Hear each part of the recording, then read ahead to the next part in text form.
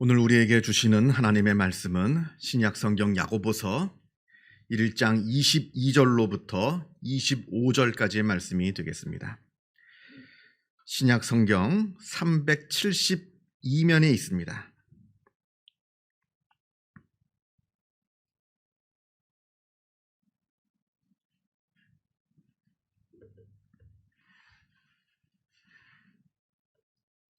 야고보서 1장 22절로부터 25절까지의 말씀을 봉독합니다. 이 계시의 말씀을 봉독할 때에 살아계신 하나님의 음성을 다 함께 들으실 수 있기를 바랍니다. 너희는 말씀을 행하는 자가 되고 듣기만 하여 자신을 속이는 자가 되지 말라. 누구든지 말씀을 듣고 행하지 아니하면 그는 거울로 자기의 생긴 얼굴을 보는 사람과 같아서 제 자신을 보고 가서 그 모습이 어떠했는지를 곧 잊어버리거니와 자유롭게 하는 온전한 율법을 들여다보고 있는 자는 듣고 잊어버리는 자가 아니요 실천하는 자니 이 사람은 그 행하는 일에 복을 받으리라. 아멘. 1960년대에 미국에서는 우주 비행을 준비하면서 침팬지들을 훈련시킨 적이 있었습니다. 이때는 아직 인간이 우주로 날아가기 전입니다. 그래서 사람 대신에 침팬지들을 잘 훈련시켜서 사람 대신 이들을 우주로 날려보내려고 했던 겁니다. 그 훈련 중에 하나가 침팬지들에게 말을 가르치는 겁니다. 사람의 말을. 침팬지는 구강구조상 입으로 말을 할 수는 없습니다. 그러나 손으로 수화를 가르쳐서 수화로 말을 주고받게 하는 그런 훈련을 시킨 적이 있습니다. 그 침팬지들 중에 워셔라고 하는 아주 유명한 침팬지가 있었습니다. 이 침팬지가 얼마나 유명하냐면요, 지금도 이 워셔라고 하는 침팬지에 관한 책들도 많고요, 또 다큐멘터리도 많이 제작되어 있습니다. 아무튼 이 워셔라고 하는 침팬지는 처음엔 어느 언어 심리학자 집에서 길러지면서 그곳에서 자유롭게 살면서 그곳에서 인간의 언어를 배웠습니다. 그렇게 해서 무려 350개가 넘는 단어를 배웠고 그 단어들을 이용해서 문장을 만들어낼 수 있는 그런 수준에 이르게 되었습니다. 자, 그렇게 되니까 이제 본격적인 실험을 하기 위해서 그 침팬지를 그 언어 심리학자의 집에서 데리고 나와서 오클라호마 주립대학에 있는 연구실로 보냅니다. 이제 그곳 연구실에서 우주 비행을 위한 본격적인 교육과 실험이 이루어지게 되는 겁니다. 그렇게 해서 그 워셔라고 하는 침팬지가 그 대학 연구실에 처음 도착했을 때 그때 그 침팬지가 한 말이 아주 충격적이었습니다. 나를 돌려보내주세요. 수화로 사람들한테 간절하게 예전에 내가 마음껏 뛰어놀았던 그 집으로, 본래의 집으로 나를 돌려보내달라고 간절하게 호소했다고 합니다. 여러분에게 자유란 무엇을 의미합니까? 지난 20세기를 대표하는 철학자 에리히 프롬이 생명의 본질은 자유에 있다, 이렇게 선언을 했습니다. 자유야말로 모든 생명의 본질이라는 겁니다. 그러하기에 자유를 잃어버린다는 것은 생명 그 자체를 잃어버리는 것과 마찬가지라는 겁니다. 지금 독일 베를린에 가보면 예전에 그 동독과 서독을 가로막았던 베를린 장벽을 볼 수가 있습니다. 물론 지금은 거의 다 해체가 되었고요. 다만 그때 그 비참했던 그 역사적인 비극을 기억하기 위해서 그 중에 일부분만을 남겨놓은 상태입니다. 그 베를린 장벽이 서 있었던 그 긴 거리를 쭉 걸어가다 보면 그 길가에 작은 십자가들이 세워져 있는 것을 종종 보게 됩니다. 서독으로 탈출하기 위해서 그 장벽을 넘다가 동독 군인들에게 사살당한 그 사람들이 죽은 바로 그 자리, 그곳에 십자가를 세워놓고 그 사람의 이름을 새겨놓고 그래서 그 사람을 추모하는 겁니다. 저들이 배가 고파서 목숨을 걸고 탈출을 하려고 했던 것이 아니었습니다. 먹을 건 이미 동독 안에도 충분하게 있었습니다. 의식주의 문제, 그 문제는 이미 동독 안에서 다 해결이 된 문제였습니다. 모든 것을 다 가지고 있었습니다만 단 한 가지, 자유가 없었습니다. 그래서 그 자유를 얻기 위해서 자기가 누리고 있는 모든 것들을 다 내던지고 심지어는 자기의 목숨마저도 내던졌던 겁니다. 그 자유를 얻기 위해서.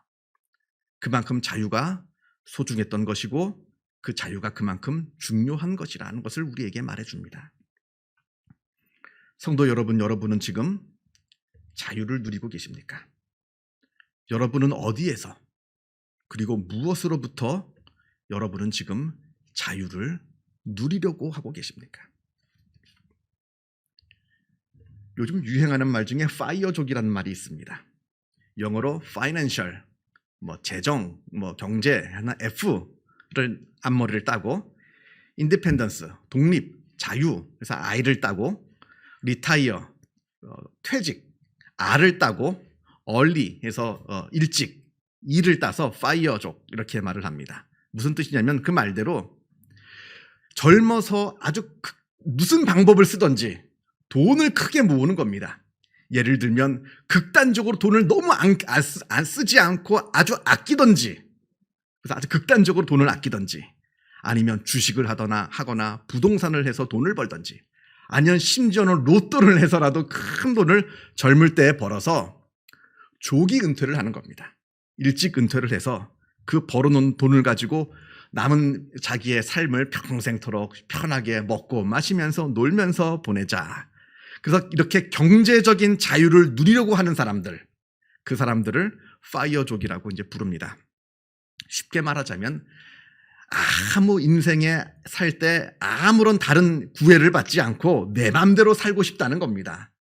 모든 것으로부터 다 해방이 되어서 내 맘대로 아침에 일어나고 싶을 때 일어나고 늦잠도 자고 놀고 싶을 때 놀고 여행 가고 싶을 때 여행도 가고 먹고 싶은 거 있으면 내 맘대로 먹고, 이런 자유, 내 맘대로 할 수 있는 자유, 이러한 자유를 누리려고 하는 사람들, 이런 사람들이 바로 파이어족인데, 자, 그런데 여러분, 그렇게 산다고 정말 자유롭겠습니까?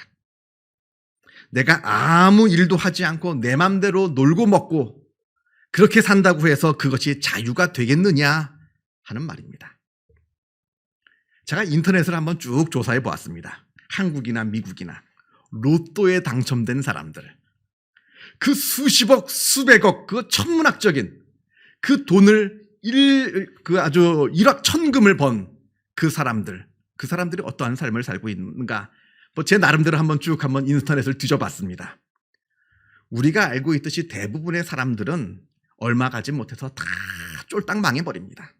그냥 다 망해버려서 예전의 삶보다도 더 비참한 삶을 살고 있는데, 간혹 그 중에 그 돈을 끝까지 잘 지켜서 잘 살고 있는 사람들이 있었습니다.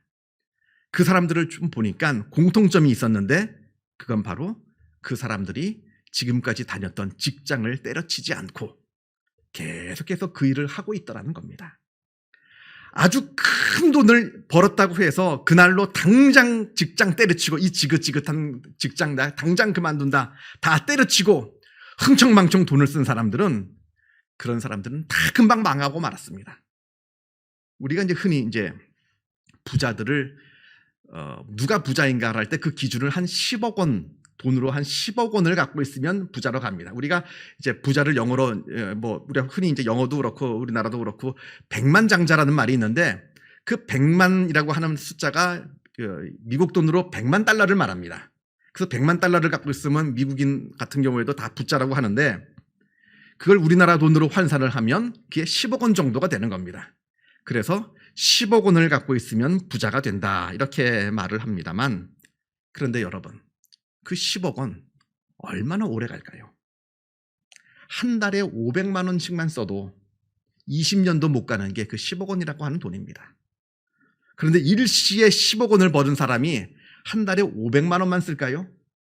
그냥 쫄딱 망하는 겁니다. 그 많은 돈을 일시에 벌었다 하더라도 지금까지 자기가 살아온 그 삶을 버리지 않은 사람들, 그래서 직장 꾸준하게 다니면서 자기의 일을 계속했던 사람들, 그 일이 아무리 힘든 일이라 하더라도, 보니까 어떤 사람은 배관공의 일을 계속했더라고요. 그 많은 돈을 벌고서도 그 험한 배관공의 일을 계속했습니다. 또 어떤 사람은 학교에서 급식, 애들 밥 퍼주는 일, 그 일을 또한 계속했습니다. 그러니까 그런 사람은 끝까지 자기의 돈을 지킨 겁니다. 그렇게 자기의 삶을 버리지 않고 꾸준하게 자기의 삶을 살아간 사람들이 결국 돈을 지키더라는 겁니다. 그러니까 진짜 경제적인 자유라고 하는 것은 다 때리치고 아무 일도 하지 않고 흥청망청 하는 것이 경제적인 자유가 아니라 자기의 삶을 꾸준하게 살아간 사람들, 그 사람들에게 있더라는 겁니다. 지금 무엇을 말하려는 겁니까? 자유란, 바로 자유라고 하는 것은 내가 나 자신으로 살아가는 것을 말한다는 뜻입니다. 그냥 그저 내 맘대로 흥청망청 사는 것이 자유가 아니라 내가 나 자신을 발견하고 나 자신으로 살아갈 때에 그때 진정한 자유가 있다 하는 말입니다. 그러나 반면에 내가 나를 잃어버리고 나 자신으로 살아가지 못할 때 그때 우리는 우리의 소중한 자유를 다 잃어버리고 마는 겁니다. 오늘 본문 25절에 자유롭게 하는 온전한 율법이라는 표현이 나옵니다. 율법이 우리를 자유롭게 한다 하는 뜻입니다. 많은 사람들이 생각하기를 율법에서 벗어나는 것이 자유라고 생각하는데 그게 아니라 합니다. 오히려 율법 안에 머물러 있는 것이 그것이 바로 자유이다라고 오늘 성경은 우리에게 말씀하고 있습니다. 이 말씀을 잘 이해하기 위해서는 율법의 본래적인 의미를 우리가 이해해야 합니다. 하나님께서 이스라엘 백성들을 종되었던 그 애굽에서 출애굽하신 이후에 그 이후에 시내산에서 모세를 통해서 하나님께서 율법을 주셨습니다. 출애굽하기 이전, 그러니까 애굽에서 종살이를 할 때 그때 율법을 주신 것이 아닙니다. 출애굽을 하여서 이제 막 자유의 몸이 되었을 때 그때 율법을 주신 겁니다. 그러니까 율법은 노예에게 주신 것이 아닙니다. 율법은 자유인에게 주신 것이지 노예에게 주신 것이 아니라 하는 것을 우리가 기억해야 됩니다. 이제 막 자유를 얻게 된 종살이 하던 애굽에서 벗어나서 이제 막 자유를 얻게 된 이스라엘 백성들에게 그렇다면 너희가 지금부터 어떻게 살아야 하느냐? 그 어렵게 얻은 그 자유, 그 어렵게 얻은 그 자유를 잘 지키기 위해서 그렇다면 너희가 어떻게 살아야 하는가를 말씀하시기 위해서 율법을 주셨다고 하는 겁니다. 만약에 아직 노예로 있을 때 율법을 주셨다고 한다면 그 율법은 또 다른 속박이 되었을 겁니다. 그러나 이제 자유자가 되었기 때문에 자유로운 사람이 되었기에 그 율법이란 우리의 자유를 억압하는 그러한 율법이 아니라 우리의 자유를 지켜주는 고마운 율법이 되는 겁니다. 율법은 똑같지만 내가 누구냐에 따라서 이 율법이 달라지는 겁니다. 비유하자면 이런 겁니다. 여러분이 아무도 없는 깜깜한 밤길을 혼자 걸어간다고 칩시다. 그때 저 멀리 경찰이 서 있습니다. 그때 그 경찰을 볼 때 여러분의 마음이 어떠합니까? 그 경찰을 보고 안심이 됩니까? 아니면 겁이 납니까? 죄가 없는 보통의 일반 시민이라고 한다면 경찰을 볼 때 마음이 편해질 겁니다. 안심이 될 겁니다. 나를 지켜주는 고마운 분이라고 생각될 겁니다. 그러나 도둑놈들은 다릅니다. 도둑놈이 혼자 길을 가다가 저 멀리 경찰이 서 있으면 불편합니다. 두려워집니다. 자꾸 도망가고 싶어집니다. 똑같은 경찰이지만 경찰을 보는 사람이 누구이냐에 따라서 달라 보이듯이 똑같은 하나님의 말씀이라 할지라도 그것을 바라보는 내가 누구이냐에 따라서 그 말씀이 나의 자유를 보장해주는 고마운 말씀이 되기도 하고 나의 자유를 억압하는 불편한 것이 되기도 한다 하는 말입니다. 그런데 이스라엘 백성들은 그걸 몰랐습니다. 자기가 지금 자유인이라는 것을 까맣게 잊어버리고 아직도 자기가 노예인 줄 알았습니다. 그래서 계속해서 노예로만 살아가려 합니다. 그래서 그 소중한 율법을 다 폐기 처분해버리고 그리고 모세를 죽인 다음에 다시 애굽으로 돌아가자 합니다. 다시 애굽으로 돌아가서 그곳에서 종살이하자 합니다. 우리가 그때 종살이하면서 몰래 훔쳐먹던 고기, 갈고리로 솥을 막 휘저어서 몰래 훔쳐먹던 고기, 그때 몰래 훔쳐먹던 수박, 훔쳐먹던 부추, 훔쳐먹던 마늘, 그게 먹고 싶다고 다시 애굽으로 돌아가서 종살이하자 합니다. 이게 얼마나 한심한 노릇인지 모릅니다. 여러분, 새는 하늘을 마음껏 날아갈 때 자유를 누립니다. 물고기는 바닷속을 마음껏 헤엄칠 때 그 속에서 자유를 누립니다. 왜냐하면 그게 바로 자기 자신이기 때문에 그러합니다. 자기 자신을 발견하고 자기 자신으로 살아갈 때 그때 진정한 자유를 누리게 되는 법입니다. 환경이 중요한 게 아닙니다. 내 처지가 중요한 게 아닙니다. 내가 나를 발견하고 나로 살아갈 때 진짜 자유를 누리게 된다는 말입니다.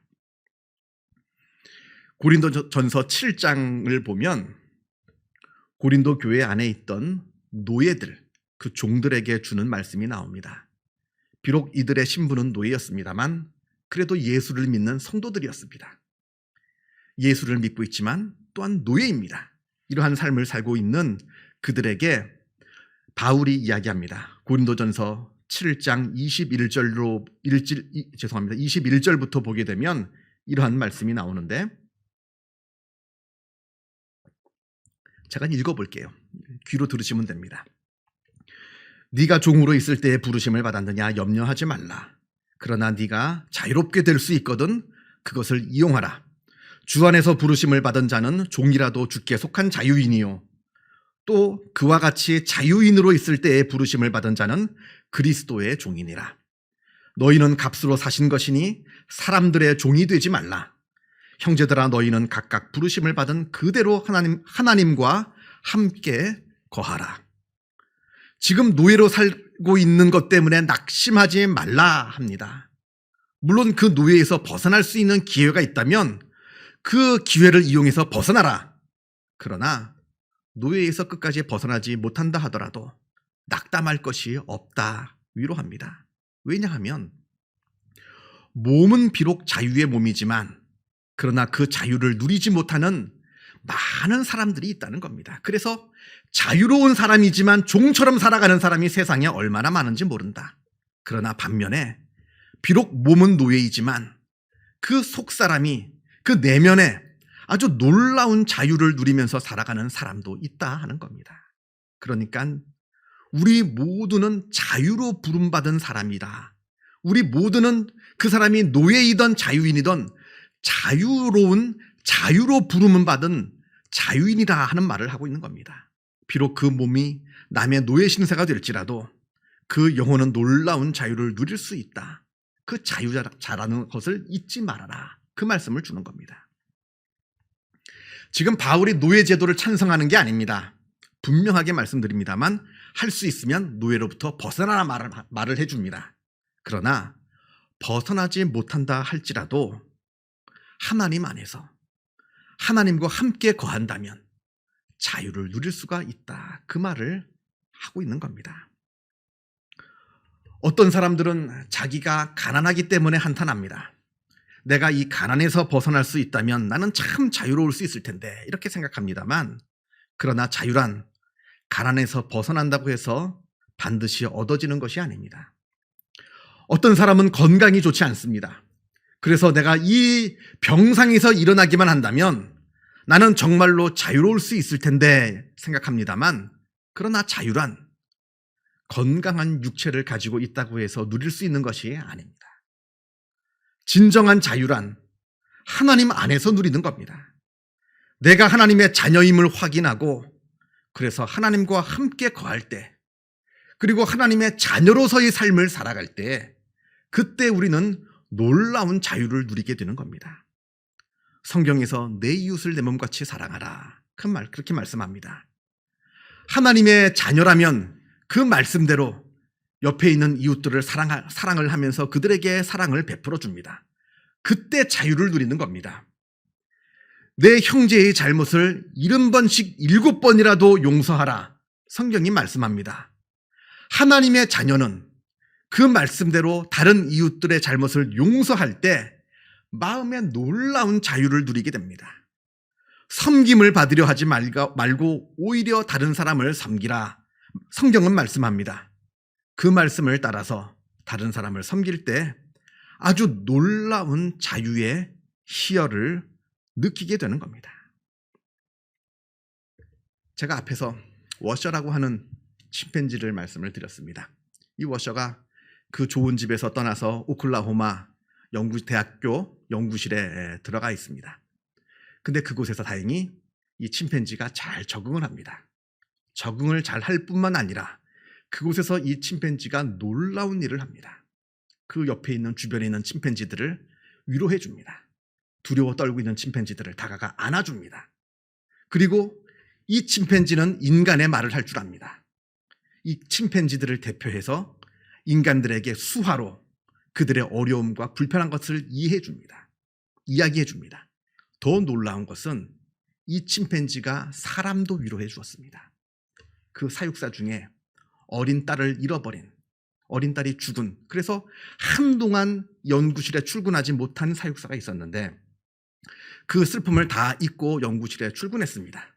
처음엔 이 워셔라고 하는 침팬지가 자기를 버린 줄 알고 화가 나서 대화조차 하지 않았는데 이 사육사가 워셔한테 다가가서 수화로 자기의 어린 딸이 죽었다라고 하는 것을 이야기해 주니까 이 침팬지가 슬픔이라고 하는 수화로 말을 하면서 그 사육사의 얼굴을 어루만져 주었다 합니다.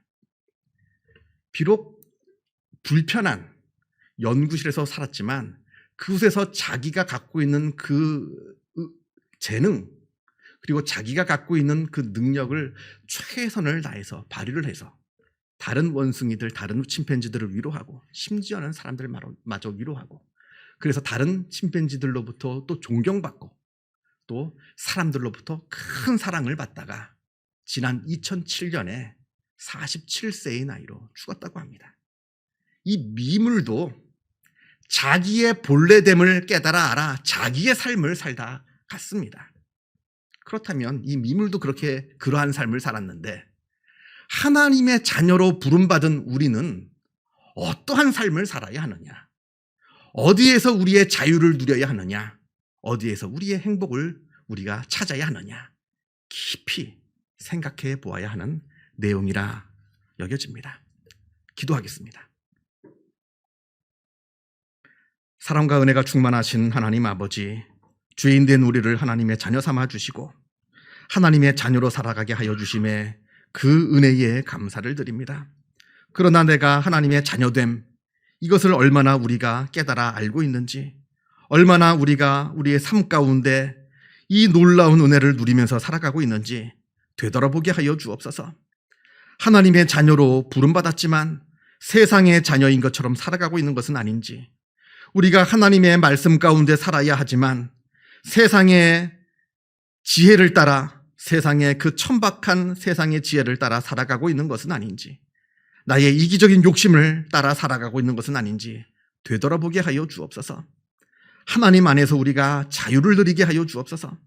하나님께서 우리를 하나님의 자녀로 삼아 주셨사오니 하나님의 자녀됨 안에서 자유를 누리게 하여 주시고 하나님의 자녀로 살아가는 것에서 행복을 누리게 하여 주셔서 하나님의 자녀됨을 세상에 자랑하며 세상 사람들도 하나님을 알고 하나님의 자녀가 되는 그 놀라운 일을 감당하는 주님의 귀한 백성들이 다 되게 하여 주옵소서. 모든 것 주님께 감사드리오며 이 모든 말씀 우리 주 예수 그리스도 이름으로 기도하옵나이다. 아멘.